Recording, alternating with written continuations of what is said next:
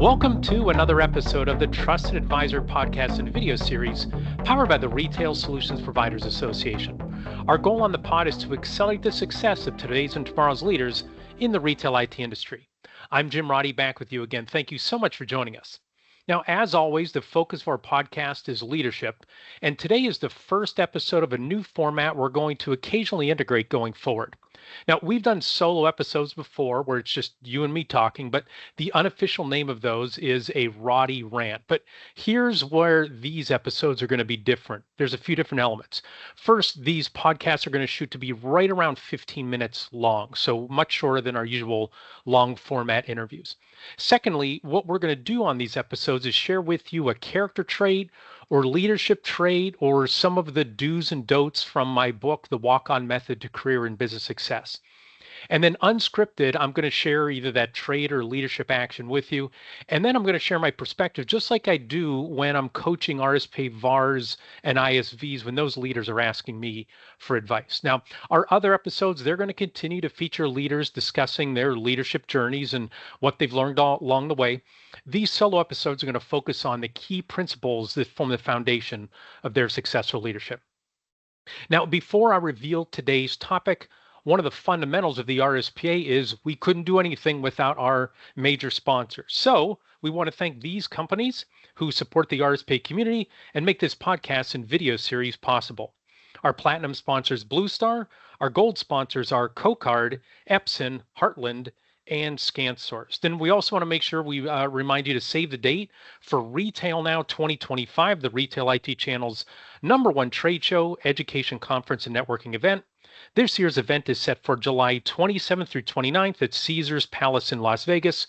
For more information, visit gorspa.org/retail now. Retail Now is where the industry meets. All right, today's topic is the character trait of prudence. And I'm sure people hearing the word prudence and either saying, well, I haven't heard the word prudence in forever, or that kind of seems like a letdown. Doesn't seem like a very exciting character trait. But I keep a list of character traits in the front of my binder. I still keep track of my appointments, not just electronic, but also paper as well.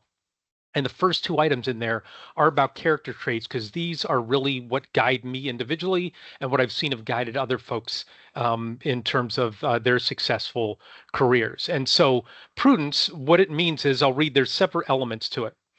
And then I'll pause along the way and we'll talk about breaking each one of these down. So first it says, don't make reckless choices. Use good judgment. Analyze, compare, calculate, and project. Now, there's a temptation for leaders a lot of times for them to make reckless choices because they say, I'm the owner, I have the title, right? I'm in charge here, and so I should be able to one who calls the shots, right? A lot of times leaders get drunk on their leadership power. They might not do that on day one, though some do, but over time they feel like, hey, I'm entitled to be the one who calls this and makes this decision. They'll shortcut around the folks that they're working with instead of analyzing, comparing, calculating, and projecting with folks on their team. I can say I remember when I was first named CEO of the RSPA, one of my coworkers said to me, well, you're going to be making the decisions on this going forward. And I said, I might have to be the final decision maker on this. However, we need to work together. And I'm really looking for you to recommend to me, what would you do, right? You are way closer to this situation. You have way more experience than I do. Just because I have this new title, that doesn't anoint me as smarter than everybody or having more experience than everybody or more skills or anything like that. So don't fall into the trap as a leader of thinking, I've been doing this a long time, I'm a pretty smart person. These other people, they don't have the same title as me. They're not the owner, right? So you have to make sure you're embracing prudence. Another part of prudence, and we're going to expand upon this in one of these future Roddy rants, is accurate critical thinking. What's true? What's false? What's relevant? So in the future episode, we're going to go through the 6 steps of critical thinking. I won't get into them today, but there is a process that you should follow when you're making an important decision, and it highlights it here. Figure out what's true, what's false, and what's relevant. You really have to fully understand the situation, not just go with your gut or, oh, I've done this a whole bunch of times before. I've been in this situation a bunch of times before, and leap to the conclusion or the next step. You need to pause and figure out, is this similar to what I've done before, right?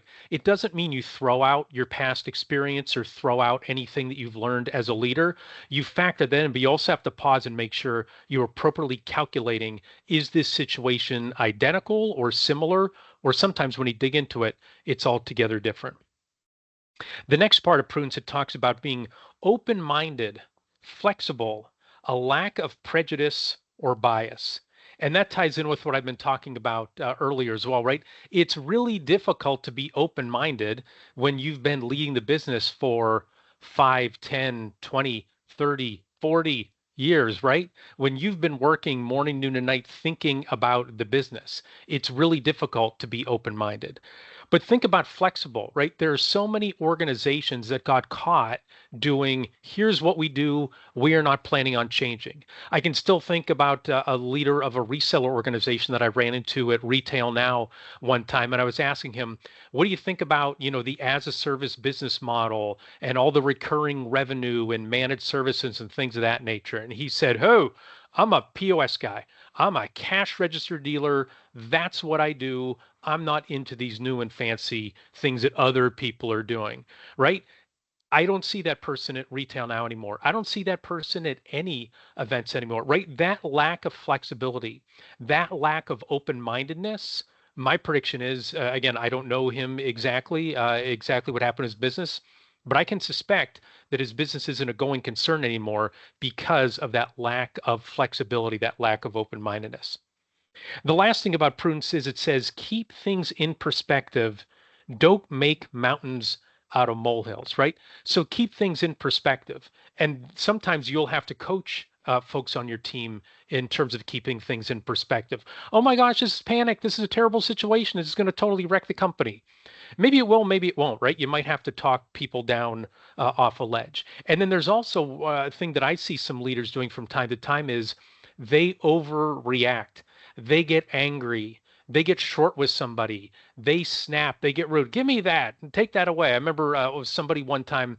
It was my boss actually, and he was working with somebody else, and he said, "Get out of here. You make me want to throw up." I'm thinking, well, that was not constructive, right? And when we talked about it afterwards, he said, "How did you think that went?" I said, "I think that's going to do more harm than it does good," right? Keep things in perspective. I think we were talking about somebody made a couple errors in an article, right? That's not a good thing. It's something you need to wrestle to the ground. We're in the magazine publishing industry, but it's no reason to tell somebody, I'm going to throw up and get out of here. I see this a lot. I follow a lot of coaches. Basketball is one of my passions. I've been a basketball coach off and on for many years. And I do see a lot of coaches just completely flipping out. And you're like, why? Because they allowed a basket, right? Because they dribbled the ball off their knee. Like, what are we losing our mind over, right? I understand passion. I understand taking the business seriously. I understand taking the game seriously, but don't overreact, right? You have to go back to, again, originally what we had to start off prudence, using good judgment, analyze, comparing, calculating, and projecting, right? That involves being calm and making a decision with a very clear mind. All right, so that does it for this episode of The Trusted Advisor. We hope you enjoyed our discussion. If you did, be sure to subscribe to the RSP YouTube channel and the Trusted Advisor podcast so you never miss an episode. Before we go, thanks to RSP Marketing Director Chris Arnold for his production work, Joseph McDade for our music, and last but not least, thanks so much to you for listening.